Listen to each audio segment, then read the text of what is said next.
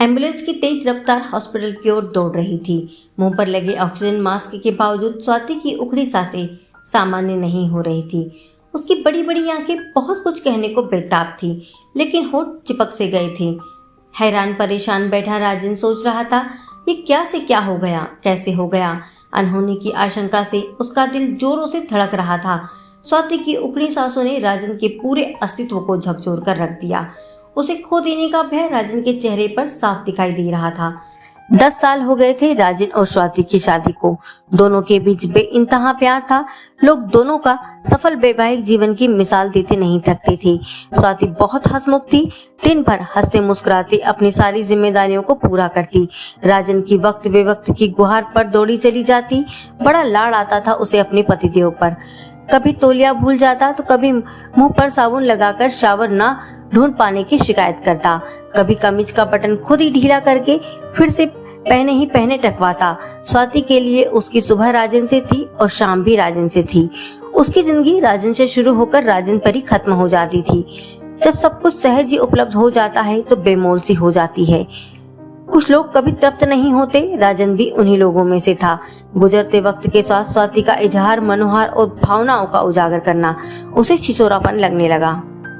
पढ़ाई पूरी करते ही उसे स्वाति के साथ शादी के बंधन में बांध दिया गया। तो पढ़ाई लिखाई, गेम्स और टॉप पर रहने वाला राजन एक अदब हस्बैंड बनकर रह गया।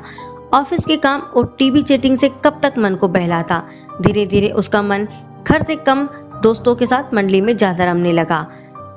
उनके आजाद ख्याल, मॉडर्न लाइफस्टाइल, गर्लफ्रेंड के साथ बिताए रंगीन पलों के किस्से उसे एक अजूब मोहक परिवेश में ले गए। उसे अपना और स्वाति का प्यार मैकेनिकल लगने लगा। जहां भी वो दो कपल्स को देखता तो एक अभूत सी कसक उठती। उसके अंदर का शोर सारे बंधन को तोड़ उन्मुक्त जीवन को प्रेरित करने लगता।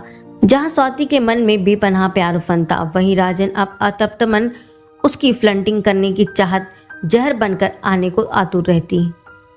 इसी दौरान उसकी मुलाकात फुल ऑफ एटीट्यूड, स्मार्ट, खूबसूरत, नाच नखरों से भरी हुई सीमा से हुई। ऑफिस में उसका नया नया ट्रांसफर हुआ था। राजन उसका गाइड बनकर उसके इर्द गिर्द फिरता रहा। घर में आया के रूप में स्वाति और जो उसकी दीवानी थी, और बाहर ऐसी काया जिसका वो दीवाना था।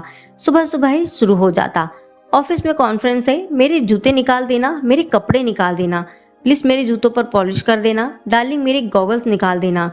अगले ही पल ऑर्डर बजाता, बहुत देर हो गई थी, जल्दी करो, नाश्ता टेबल पर रख देना, और हाँ टिफिन मत देना, आज ऑफिस में लंच है। इन सब के बीच वो प्लीज डियर और डार्लिंग की गुगली देना कभी नहीं भूलता।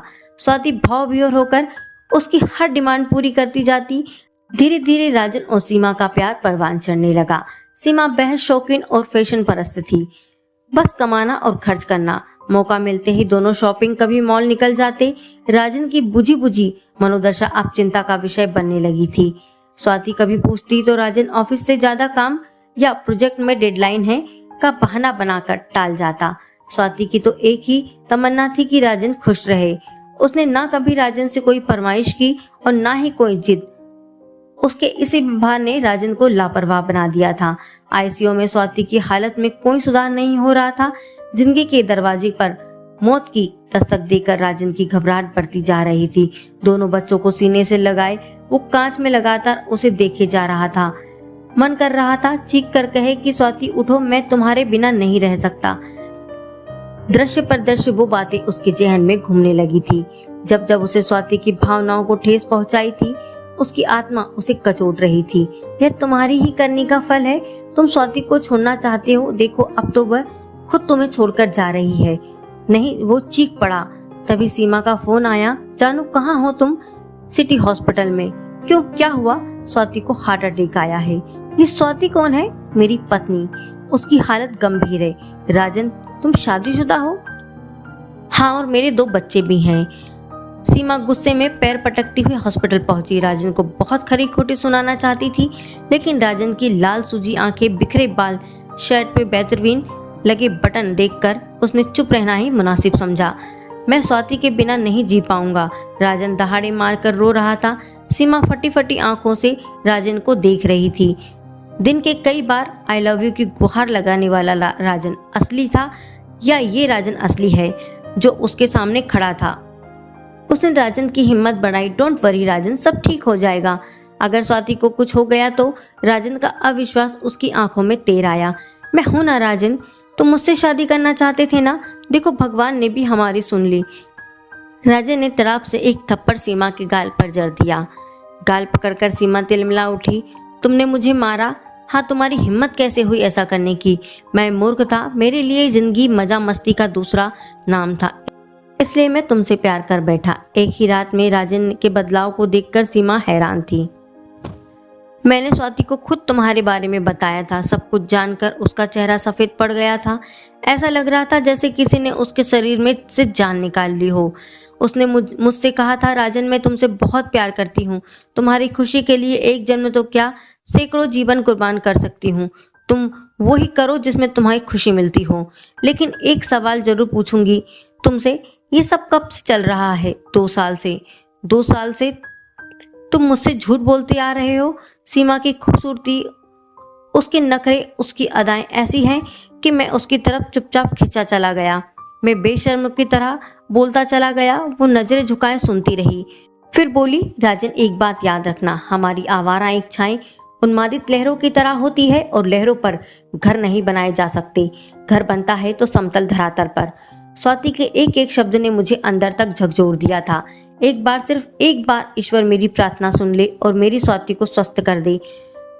उससे अपने गुनाहों की माफी मांगकर मैं प्रायश्चित करना चाहता हूँ। सीमा सोच रही थी, समझ भी रही थी। सीमा लांघती हमारी इच्छाएं, हमारी चाहतें, हमारी लापरवाहियां, हमारा उन्माद सागर की उन लहरों की तरह है जो जब भी किनारे पर टकराती हैं तो जमीन का बहुत बड़ा हिस्सा काट कर ले जाती है। काश ये बात राजन ने समझी होती तो 3 जिंदगियां कभी बिखरती नहीं और बिखरने से बच जाती। दोस्तों, शादी का रिश्ता विश्वास की नींव पर टिका रहता है और अगर विश्वास खत्म हो जाता है तो उस रिश्ते की भी कोई नींव नहीं रहती। फिर चाहे पति पत्नी साथ में रहे या ना रहे, उससे कोई फर्क नहीं पड़ता। लेकिन रिश्ते की नींव अगर विश्वास पर टिकी हो और अपनेपन और प्यार पर टिकी होती है तो वो रिश्ता जीवन भर अपने आप ही चलते जाता है। उसे किसी और की जरूरत नहीं पड़ती, सिर्फ पति पत्नी एक दूसरे की जरूरत पड़ती है। तो दोस्तों, आपको ये कहानी कैसी लगी कमेंट में ज़रूर बताइएगा।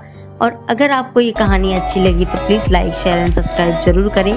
जय हिंद, जय भारत। फिर मिलेंगे अगली कहानी के साथ दोस्तों। वंदे मातरम।